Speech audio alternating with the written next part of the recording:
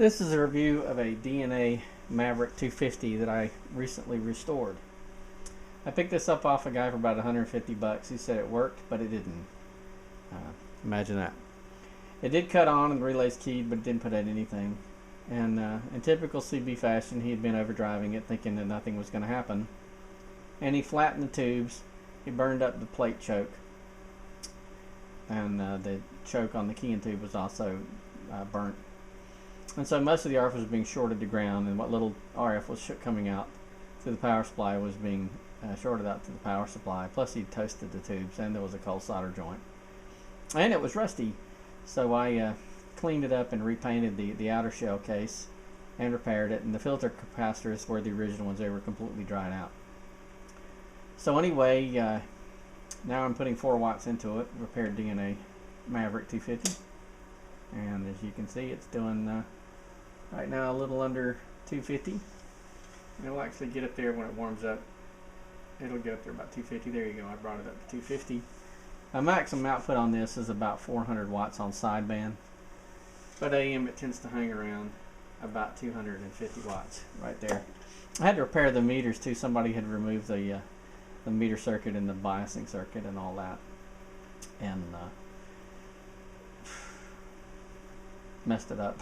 So anyway, I put it back to its stock configuration. There was a discussion on EHAM. I mentioned some of the videos about the D&A amps. Some people were claiming they were Class C. Some people were claiming they were Class A, B, or B. And as it turns out, they were both right and they're both wrong depending on which amp. Well, in the case of the D&A Maverick 250, it's Class C. This amp uses a combination of fixed bias and grid leak bias, and it pushes the amp into Class C. So it'll sound fine on AM, but if you take it on sideband, you're going to have some scratchy audio. I don't think this is the worst as far as scratchy audio goes. You know, CB amps go, but it is Class C, so it's going to have some scratch on sideband. It can be changed to Class B or AB. Really, probably you have to do is just unhook the Gridley's bias part, leave the fixed bias, and put a voltage regulator on it. Like an LM350 would probably work just fine. It's a 3-terminal voltage regulator, LM350. You could put that in there and just adjust it to your Class B or AB, whichever you prefer. One other thing I would like to state about this is most people complain about these amps because the 6LQ6 tubes and the 6MJ6 tubes, if you can even find them, they're very expensive, and this is a 6LQ6. This is brand new.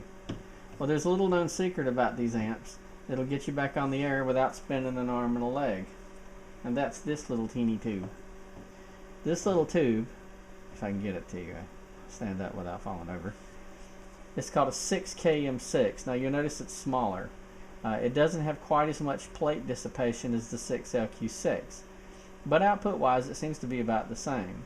And if you look at the plate cap, you notice the plate cap on the 6LQ6 is fatter, whereas the 6KM6 has a smaller top on the plate cap, but the bottom skirt around the bottom is the same width. So you can take the little spring clip and you can clip it around here at the very bottom. Now the 6KM6 has exactly the same pinout as the 6LQ6, so you don't have to change anything to use it. You just got to make sure you clip your little spring clips here on the bottom. Output wise, you don't really see much difference. I doubt it probably has quite the life that the 6LQ6 has, because the 6LQ6 does have a higher plate dissipation, but output wise it puts out about the same. Price wise there's a huge difference. Whereas these are maybe $60 a piece, and you might find them less. You can get these for $7 to $12 a piece, and I bought a whole case of them at that. And you can just plug them right up without having any trouble. So if you've got a 6LQ6 amp, just know that you can use the 6KM6 without having to change heater voltage or pinout or anything. It still puts out just about the same thing, but because of the lower plate dissipation, you probably won't get quite as long a tube life. But still, that's better than mothballing the amp or throwing it in the trash can. So there you go. 4 watts in on it gives me anywhere from 250. I've been talking on this probably for about a year, so the tubes are falling back just a little, but after a minute or two, they come back up full power. And again, on sideband, I've seen 400 plus. I would like to comment also on the sideband delay. The sideband delay on this amp, it had a tendency to stick. When I cut it on, it would key, but it wouldn't unkey. And all I really had to do was add some cathode bias. The original D&A Maverick schematic that Ed Delaney drew up shows about a 50 ohm resistor in parallel with a capacitor, and it's in those two are in series with the cathode on the King tube. For whatever reason, it was removed on the later versions, and I found in this case that was causing the tube instability. It just had a little too much gain. When I put the resistor and capacitor in parallel back in series with the cathode and the King tube, I didn't have the trouble of the relay King and breaking into self-oscillation. Basically, the wire comes from the cathode to the standby switch and the standby switch to ground. So I just put the resistor and the capacitor in series with the switch. But again, the resistor and the capacitor themselves are in parallel, and then there is series with the switch to ground, and that took care of the problem with the amp not wanting to unkey. So like if I switch it on now, it's got the delay, but it unkeys now, whereas before it would stay keyed a lot of times. So there you go, the vintage 1970s D&A Maverick 250, pretty much doing exactly what it says, 250. Don't overdrive these things. Most people want to, they want a dead key one and swing 30 or 40. That's nonsense. These amps were designed for 4 watts. Put 4 watts in, straight CB. Don't try to get some ridiculous swing. You'll just mess it up. So there you go.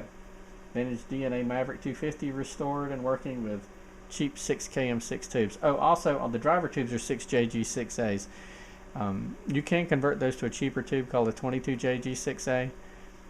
If you look at one of my other videos, I converted the D&A Raider to use 22JG6As. This amp could do the same thing, so if you wanted to convert those, they'll convert as well. Other people try to convert the 6 LQ6s to 24 LQ6s and 31 LQ6s, and that's certainly doable as well. This is probably the easiest way, just to use the 6KM6s, but the other conversions work as well. You just have to change around the heater voltage.